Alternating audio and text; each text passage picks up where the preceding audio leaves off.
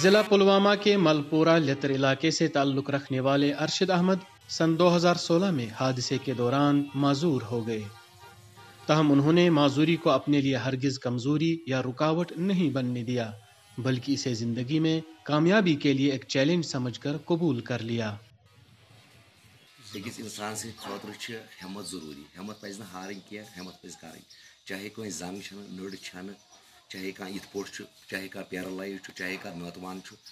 ہٮ۪مت پَزِ نہٕ ہارٕنۍ کینٛہہ، ہٮ۪مت پَزِ کَرٕنۍ۔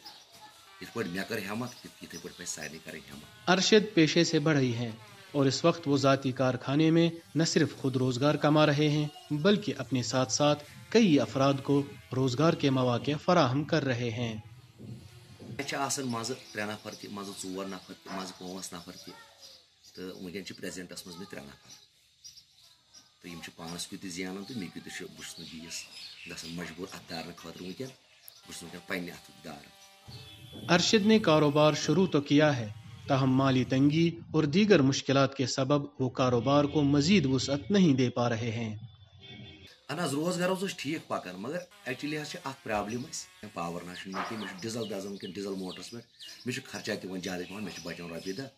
کَمٕے، تہٕ کہِ ایٚکچُؤلی چھُ وٕنکٮ۪ن خریٖدٲری یِوان، ہے اَسہِ دِیِو لٔکٕر ؤکٕر ہٮ۪تھ، مگر تیوٗت چھُنہٕ اَسہِ گُزار کینٛہہ، لٔکٕر اَننَس چھُنہٕ اَسہِ گُزار کینٛہہ، وٕنکٮ۪ن چھِ ایٚکچُؤلی وۄنۍ ہے ٹھیکَس منٛزٕے دِیِو سورُے، لٔکٕر تُہنٛزٕے گَڑٲے تہِ تُہنٛزٕے، تہٕ ایٚکچُؤلی اَمہِ موٗجوٗب حظ چھِ مےٚ روزان کٲم کَم پَہم،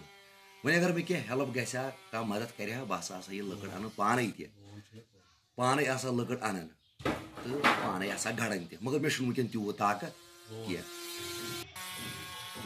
انسان کی کامیابی اس کی جسمانی ساخت سے ہرگز مشروط نہیں،